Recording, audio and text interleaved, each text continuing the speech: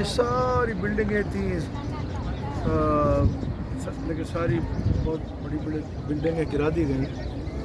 یہ باغ اپنی اصلی حالت میں موجود ہے. یہ وہ باغ ہے، اسے سقیفہ بنو ساعدہ کہتے ہیں. سقیفہ بنو ساعدہ، حضرت سعد کی ملکیت تھا یہ باغ. تو یہاں تاجداری تو یہاں صلی اللہ علیہ وسلم کے بارے میں آتا ہے. حضور علیہ السلام یہاں عصر کے بعد تشریف بھی لایا کرتے تھے. یہ سامنے دیکھیں آپ کو ایک کنواں نظر آتا ہے. اسے کنواں بیر بدا کے نام سے یاد کیا جاتا. بیر بدا کے نام سے یاد کیا جاتا. تو یہ پانی اس کا کھاری تھا. سرکار مدینہ صلی اللہ علیہ وسلم نے اس میں لعاب دہن ڈالا تو یہ کنواں میٹھا ہو گیا. اور جب حاجی آتے تھے اس کنویں سے اپنے کپڑے صاف کیا کرتے، دھویا کرتے تھے. تو حضور سید عالم صلی اللہ علیہ وسلم کا جب وصال بکمال ہوا نا، حضور علیہ السلام بیمار ہوئے. آپ کو پتہ ہے حضور علیہ السلام کو جب وصال کا وقت آیا تو دروازے پہ دستک ہوئی. سیدہ کائنات نے فرمایا کہ میرے بابا ابھی آرام فرما ہے، تھوڑی دیر بعد آ رہا. دوبارہ جب دستک ہوئی پھر آپ نے وہی فرمایا. تیسری بار پھر دستک ہوئی تو سرکار مدینہ صلی اللہ علیہ وسلم نے آنکھیں کھولی. فرمایا بیٹا تمہیں پتہ یہ کون ہے؟ کہا مجھے نہیں پتہ. حضور علیہ السلام نے فرمایا یہ وہ ہے جو بچوں کو یتیم کر دیتا ہے، یہ تمہیں بھی یتیم کرنے آیا ہے. اللہ اکبر. حضور علیہ السلام سے اجازت مانگ کر، دیکھیں اسرائیل جب بھی آئے کسی کے ہاں اجازت نہیں مانگی. اگر اجازت مانگی ہے تو سرکار مدینہ سے جبریل بھی حاضر ہے، اسرائیل بھی حاضر ہے. حضور سرور کائنات صلی اللہ علیہ وسلم کی بارگاہ میں جب حاضری ہوئی تو عرض کی کہ رب کائنات نے فرمایا میرے محبوب سے پوچھ لو، اگر آپ زندہ رہنا چاہتے ہیں، جتنا رہنا چاہتے ہیں تو رہ جائیں، اگر آپ رب کی ملاقات چاہتے ہیں تو پھر آ جائیں.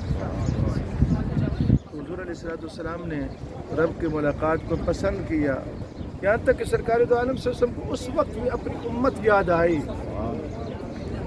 کہ یا اللہ میری امت کا کیا ہوگا، امت کا کیا ہوگا. تو سرکار دو عالم صلی اللہ علیہ وسلم سے یہ وعدہ کیا گیا کہ آپ کی امت قبروں سے باہر بعد میں آئے گی، ان کی سواریاں ان کے لیے پہلے موجود ہوں. حضور علیہ السلام کی روح رات پرواز کر گئی. ایک آنے واحد کے لیے حضور علیہ السلام کے جسم کی روح نکلی، کیونکہ اللہ کا وعدہ یہ پورا ہونا ہے. ٹھیک ہے، نبی مرتا، نبی آج بھی زندہ ہے. ایک آنے واحد کے لیے اس ذائقہ کو چکھا ہے. یعنی موت کیا کرتی ہے؟ یار سے ملاقات کراتی ہے. یوصل الحبیب الی الحبیب بڑی بات ہے. تو موت تو مومن کے لیے بھی تو تحفہ ہے. اور مومن کون ہے؟ جو سرکار کو مانتا ہے وہ مومن ہے.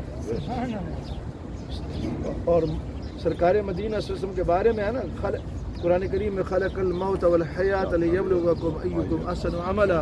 ابھی موت و حیات بنی نہیں ہے، میرے مصطفیٰ اس سے پہلے بنے ہوئے.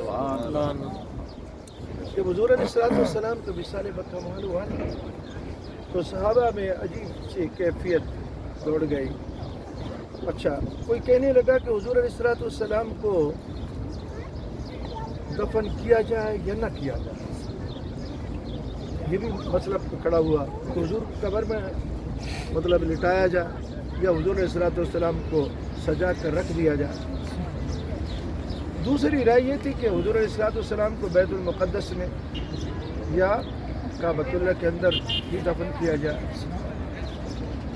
تیسرا جو معاملہ تھا کہ حضور علیہ السلام کو غسل کیسے دیا جائے. جب غسل دیا جاتا تو کپڑے اتار دیے جاتے ہیں. تو اللہ تبارک و تعالیٰ نے اس غم کی گھڑی میں صحابہ پر ایسی نیند طاری کی نا، سارے سو گئے. اللہ نے فرمایا کہ میرے محبوب کو انہی کپڑوں میں نہلایا جائے، کپڑے اتارے نہ جائیں۔ حضور علیہ السلام کو غسل بھی دیا گیا۔ اسی دوران اصحاب رسول میں سے جو انصار تھے نا، وہ اس باغ میں جمع ہوئے۔ ادھر حضور کا وصال ہو گیا، ابھی جنازہ نہیں ہوا، ابھی حضور علیہ السلام کو دفن نہیں کیا گیا، یہاں تشریف لائے۔ تو اب معاملہ یہ ہو کہ حضور کے بعد کون مسلمان امیر ہوگا، خلیفہ ہوگا، تو یہ بات چیت چل رہی تھی۔ سیدنا عمر کو پتہ چلا تو حضرت عمر رضی اللہ تعالیٰ عنہ حضرت سیدنا صدیق اکبر سعد بن ابی وقاص یہ تشریف لائے، وہاں آ کر جو میٹنگ ہو رہی تھی اس میں شامل ہوئے۔ سیدنا عمر رضی اللہ تعالیٰ پہلے سیدنا صدیق اکبر رضی اللہ تعالیٰ عنہ بھی موجود ہے، سیدنا عمر رضی اللہ تعالیٰ نے کھڑے ہو کر اس بات کا اعلان کیا کہ دیکھو ہم میں سیدنا صدیق اکبر بھی موجود ہے، سعد بن ابی وقاص بھی موجود ہے۔ چونکہ اسلام لانے میں سب سے پہلے عمر بھی بڑے ہیں، تو سب سے پہلا جو ہاتھ بڑھایا نا حضرت عمر نے سیدنا صدیق اکبر کی طرف کہ میں بیعت کرتا ہوں۔ حالانکہ سیدنا صدیق اکبر نے فرمایا حضرت عمر یا سعد بن ابی وقاص ان دونوں میں سے کسی کو بھی مسلمانوں کا خلیفہ چن لیا جائے۔ حضرت عمر کھڑے ہو گئے، انہوں نے کہا کہ پہلے میں ہاتھ بڑھاتا ہوں۔ سیدنا صدیق اکبر کے ہاتھ پر بیعت ہوئی، تو اسی باغ کے اندر آپ کی بیعت ہوئی، اور اس کے بعد تاجدار دو جہاں سسم کا جنازہ ہوا۔ دیکھیں جنازہ جب ہوتا ہے جماعت ہوتی ہے اور اس میں دعا پڑھی جاتی ہے اللہم اغفر لحینا و میتنا، لیکن حضور کے جنازہ اس طرح نہیں ہوا۔ کسی نے حضور کی نماز جنازے کی امامت نہیں کی، بلکہ حضور علیہ السلام کو غسل بھی دیا گیا، غسل دیا گیا، کفن دیا گیا، حضور علیہ السلام کو چارپائی پر رکھ دیا گیا، فرشتے بھی آئے، صحابہ بھی آئے۔ مدینے کا کوئی شخص بڑا یعنی بوڑھا یا عورت یا مرد کوئی نہیں بچا جس نے سرکار کے جنازے پر درود و سلام نہ پڑھا ہو۔ آج لوگ زبانیں کھولتے ہیں جنہیں اہل تشیع کہتے ہیں، بدبخت، وہ کہتے ہیں کہ سرکار کے جنازہ کسی نے نہیں پڑھا، چند صحابہ کے سوا، وہ 2-3 صحابہ کے نام لیتے ہیں، باقی کا انکار کرتے ہیں۔ ایسا نہیں ہے، کوئی مرد نہیں بچا، کوئی عورت نہیں بچی، کوئی بچہ نہیں بچا، کوئی فرشتہ نہیں بچا جس نے آ کر میرے مصطفیٰ جان دو عالم صلی اللہ علیہ وسلم کے جنازے پر درود و سلام نہ پڑھا ہو۔ درود و سلام پڑھ کر زمین کے سپرد کیا گیا۔ جب زمین کے سپرد کر کے واپس آئے نا، سیدہ فاطمہ الزہرا رضی اللہ تعالیٰ عنہ نے صحابہ سے سوال کیا کہ میرے مصطفیٰ کے غلام ہو، میرے بابا کے غلام ہو، اللہ نے تمہیں وہ کیسا دل دیا تھا، کیسا جگرا دیا کہ سرکار مدینہ صلی اللہ علیہ وسلم کے چہرے کو تم زمین کے اندر دبا کے آ گئے۔ وہ لمحہ بھی کہنا قیامت خیز لمحہ ہے، اس لیے میں تاجدار کونین صلی اللہ علیہ وسلم کو چھپایا گیا۔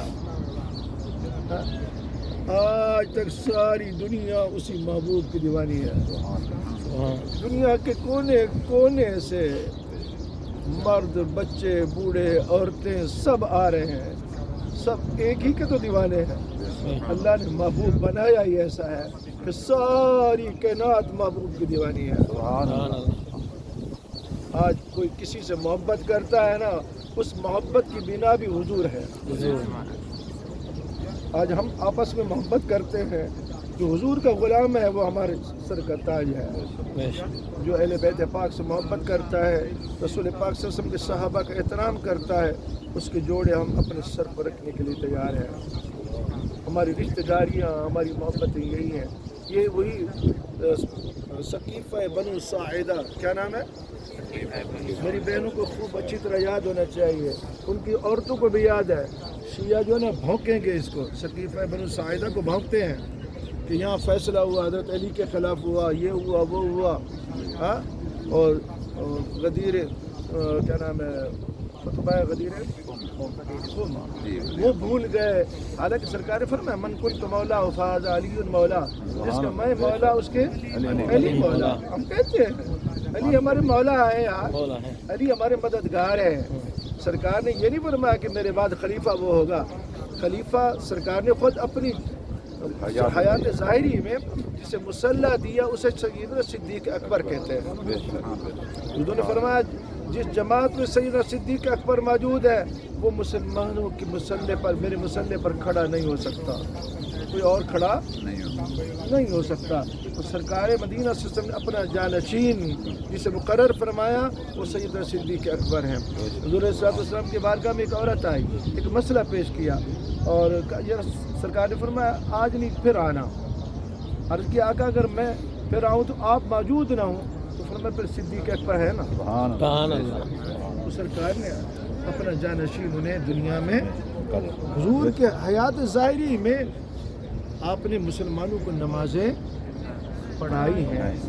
اس میں کوئی 17 نمازیں پڑھائی, اس میں کوئی اختلاف نہیں ہے.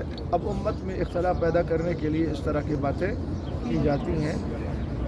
الحمدللہ ہم صحابہ کے بھی غلام ہیں, ہم اہل بیت پاک کے بھی غلام ہیں. انشاءاللہ ابھی آپ کو ایک میوزیم دکھا رہا ہے, ٹھیک ہے. وہ میوزیم یہاں سے دور ہے, ہمیں گاڑی پہ جانا پڑے گا, ٹھیک ہے.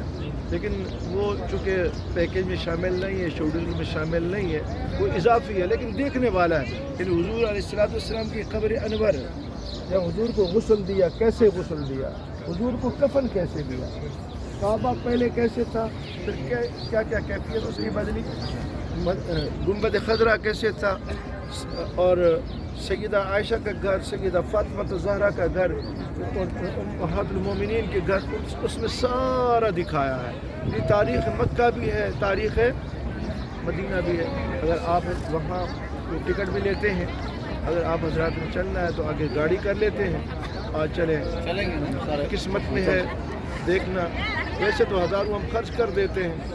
چلیں, یہ تاریخی چیز ہے. اور وہ اب وہاں پتہ چلے گا, مجھے نہیں پتا, تو وہ تو سب ٹکٹ اپنے لے لیں گے.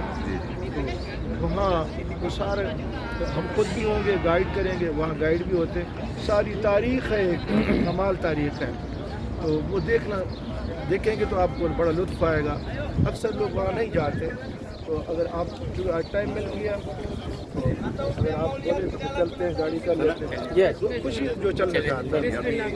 اس کے بعد جو ہے ایک زیارت اور ہے, یہیں سے چلیں گے مسجد امام بخاری, وہ انشاءاللہ دکھانے کے بعد